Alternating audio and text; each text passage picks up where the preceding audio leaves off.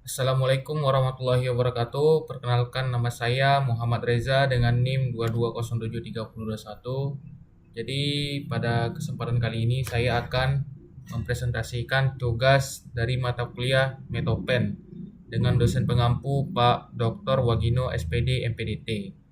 Jadi langsung saja di sini saya akan mempresentasikan materi pada pertemuan Minggu 15 yaitu tentang analisa data. Langsung saja.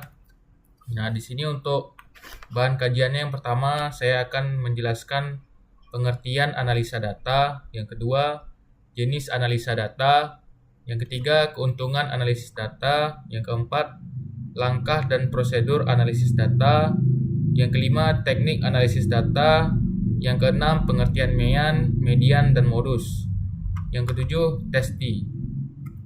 Nah, baiklah di sini yang pertama yaitu pengertian analisa data.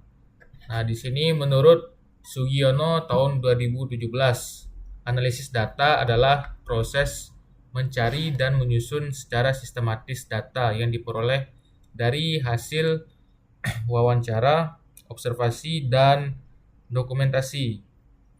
Nah, dengan cara tersebut, maka data akan dikategorikan dalam menjabar ke dalam unit-unit untuk melakukan sintesa, menyusun ke dalam pola, memilih mana yang penting dan membuat kesimpulan. Nah, sedangkan menurut Suharsimi Arikunto tahun 2013, analisis data adalah proses mengorganisasikan dan mengurutkan data ke dalam pola, kategori, dan satuan uraian dasar sehingga dapat ditemukan tema dan dirumuskan hipotesis kerja. Selanjutnya jenis analisa data. Nah, ini menurut Sugiono tahun 2017 dan buku metodologi penelitian. Yang pertama itu ada analisis data kuantitatif. Nah, jadi analisis data kuantitatif ini itu menggunakan angka dan perhitungan statistik. Contohnya itu seperti mean, median, standar deviasi, uji T dan ANOVA. Nah, itu bisa dipakai pada penelitian eksperimen dan survei. Selanjutnya ada analisis data kualitatif. Nah, ini menggunakan kata-kata, narasi, gambar, dan makna. Jadi, untuk analisis data kualitatif ini meliputi reduksi data, penyajian data, penarikan kesimpulan. Nah, ini biasanya dipakai pada penelitian wawancara, observasi, dan studi kasus. Selanjutnya ada analisis deskriptif. Nah, jadi analisis deskriptif ini menjelaskan keadaan data tanpa menguji hipotesis. Nah, contohnya seperti presentase, tabel, grafik yang bisa kita gunakan menggunakan Excel. Yang keempat ada analisis inferensial. Nah, jadi analisis inferensial ini digunakan untuk menguji hipotesis dan membuat kesimpulan umum. Contohnya uji T, uji F, korelasi, dan regresi.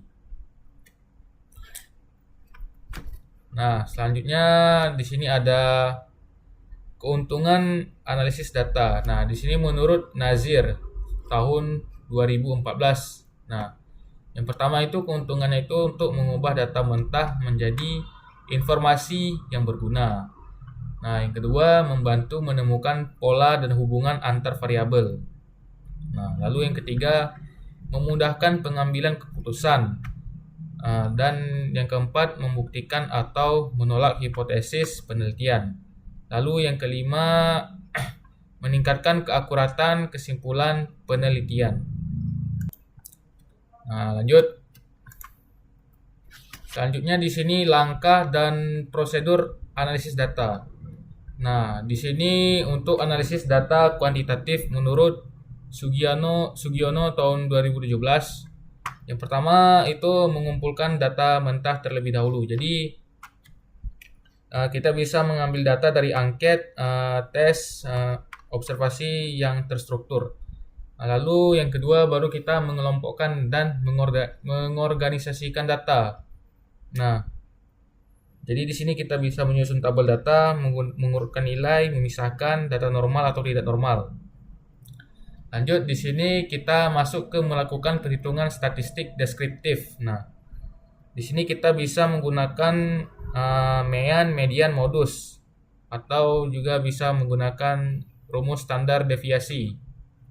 Selanjutnya kita masuk ke melakukan uji prasyarat analisis. Nah, di sini kita bisa melakukan uji normalitas, uji homogenitas, dan uji linearitas. Nah, selanjutnya kita ke melakukan uji hipotesis dengan statistik inferensial. Nah, contohnya itu kita bisa memakai dengan uji T, ANOVA atau ANOVA. Lanjut, di sini kita masuk ke interpretasi hasil statistik. Nah, di sini kita menjelaskan arti angka-angka yang telah kita lakukan tadi. Lalu di sini baru kesimpulan. Jadi kita menjawab semua rumusan masalah dan hipotesis yang akan kita teliti. Lanjut. Nah, selanjutnya ada pengumpulan data. Nah, selanjutnya ada langkah dan prosedur analisis data. Ini data kualitatif. Ini menurut Sugiono tahun 2017. Yang pertama itu ada pengumpulan data. Jadi seperti wawancara, observasi, rekaman suara atau video. Lalu di sini kita baru masuk ke reduksi data. Nah, reduksi data ini adalah proses memilih, memfokuskan, menyederhanakan, mengabstraksi, dan mengorganisasikan data mentah menjadi informasi yang bermakna. Lanjut kita masuk ke penyajian data. Nah, penyajian data ini adalah proses menyusun sekumpulan informasi ke dalam bentuk yang mudah dipahami. Nah, lalu barulah kesimpulan. Nah, jadi di sini di kesimpulan ini kita menafsirkan makna data, menyusun temuan penelitian, menghubungkan temuan dengan teori atau konteks, atau membuat kesimpulan sementara lalu diverifikasi lagi. Nah, di sini kita masuk ke teknik analisis data kuantitatif. Jadi di sini menurut Ari Kunto 2013, ya. Teknik analisis kuantitatif dilakukan melalui yang pertama itu ada pengolahan angka menggunakan statistik. Nah, jadi di sini kita bisa melakukan perhitungan nilai, penyusunan data dalam bentuk tabel, atau penggunaan rumus statistik. Lalu di sini yang kedua deskriptif, mean, median, modus. Jadi di sini kita menggambarkan atau mendeskripsikan data sebagaimana adanya. Lalu yang ketiga ada inferensial atau uji hipotesis. Nah, kita bisa menarik kesimpulan dengan uji hipotesis ini. Yang keempat ada tabulasi data. Jadi tabulasi data ini adalah proses memasukkan data ke dalam tabel sehingga mudah dibaca. Lalu yang kelima ada interpretasi hasil perhitungan statistik. Nah, ini adalah menjelaskan apa arti data yang diperoleh. Nah, selanjutnya teknik analisis data kualitatif. Ya, ini menurut Miles dan Huberman tahun 1994. Nah, jadi itu ada 3 teknik. Yang pertama reduksi data, memilih data penting seperti coding, kategorisasi. Lalu ada penyajian data, narasi, matriks, bagan, dan tabel. Lalu yang ketiga itu penarikan kesimpulan dan verifikasi, penumpukan pola, tema, dan makna. Nah, lanjut di sini kita masuk ke pengertian mean, median, dan modus. Nah, di sini menurut Sujana tahun 2005, mean itu adalah jumlah seluruh nilai data dibagi dengan banyaknya data. Nah, ini rumusnya. Di mean, jumlah nilai data dibagi banyak data. Nah, contohnya seperti ini. Ada data 4, 6, 8, 10. Jadi dijumlahkan lalu dibagi jumlah banyak data. Jumlah banyak data ada 4. Nah, jadi hasilnya adalah 7. Selanjutnya median. Nah, median ini adalah nilai tengah. Jadi nilai tengah dari sekumpulan data yang telah diurutkan. Jika data ganjil, ambil nilai tengah. Jika data genap, rata-rata 2 nilai tengah. Contohnya 3, 5, 7, 9, 11. Nah, di tengahnya itu 7. Jadi mediannya itu 7. Lalu ada modus. Nah, modus ini adalah nilai yang paling sering muncul dalam sebuah data.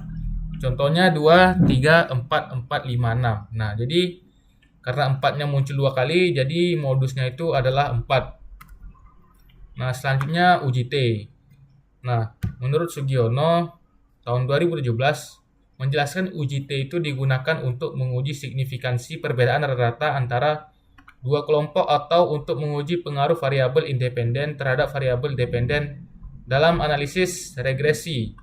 Nah, sedangkan menurut Sujana tahun 2005 menjelaskan bahwa uji T adalah teknik statistik parametrik yang digunakan untuk menguji perbedaan dua rata-rata apabila data berdistribusi normal dan varians populasi tidak diketahui. Nah, lalu jenis-jenis uji T itu yang pertama ada independent sample t-test. Jadi ini menguji perbedaan dua kelompok yang tidak berhubungan, misal kelas A versus kelas B. Lalu yang kedua ada paired sample t-test, menguji perbedaan dua kondisi dalam kelompok yang sama, misal sebelum dan sesudah treatment. Yang ketiga one sample t-test. Jadi ini menguji apakah rata-rata sampel berbeda dari rata-rata populasi yang diketahui. Nah, di sini kita akan mencoba menguji hitung t-test dua sampel tidak berpasangan. Jadi sini saya sudah membuatkan contoh ya. Di sini bisa dilihat. Nah, jadi di sini ada 8 taksi dan ada ban A dan ban B. Nah, jadi di sini untuk hipotesisnya itu HO-nya tidak ada perbedaan rata-rata umur pakai antara ban merek A dan merek B. HA-nya itu ada perbedaan rata-rata umur pakai antara ban merek A dan merek B. Taraf signifikansinya itu 0,05 atau 5%. Nah, jadi yang pertama itu kita cari mean-nya dulu. Jadi ban A itu mean-nya itu ini 37250. Kita bisa memasukkan rumus sama dengan average. Nah, average dari ban A. Inilah hasilnya. Begitu juga dengan ban B, average dari ban B. Lalu setelah didapatkan mean baru kita cari variance. Nah, untuk variance kita bisa masukkan rumus sama dengan var titik-s. Nah, dari ban A. Nah, dapatkan variance-nya 428. Lalu untuk ban B-nya didapatkan variance-nya 382. Lalu selanjutnya kita memasukkan rumus ini. S X1 X2 sama dengan akar 1/2 dalam kurung S kuadrat X1 tambah S kuadrat X2. Nah, ini bisa kita masukin rumus yang ini persis di sini. Dan setelah saya hitung ya, hasilnya dapat 6366,535. Nah, lalu kita baru yang terakhir, nah kita hitung nilai T. Nah, kita bisa masukkan rumus T sama dengan X bar 1 kurang X bar 2 dibagi S X1 X2. Nah, dikali akar 2/n. Jadi kita bisa masukkan rumus ini ya. Jadi di sini kita kurangkan ya. Nah, lalu didapatkan hasil min 0,349. Nah, lalu selanjutnya baru kita bandingkan dengan T-tabel. Nah, jadi 0,05 lebih besar dari T-tabel, 2,145. Kesimpulannya karena T hitung 0,349 lebih kecil dari 2,145. Jadi gagal tolak HO.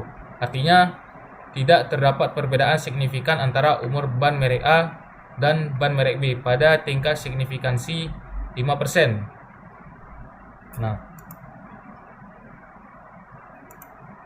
mungkin cukup sekian dari presentasi saya pada hari ini. Nah, lebih dan kurang saya mohon maaf. Wassalamualaikum warahmatullahi wabarakatuh.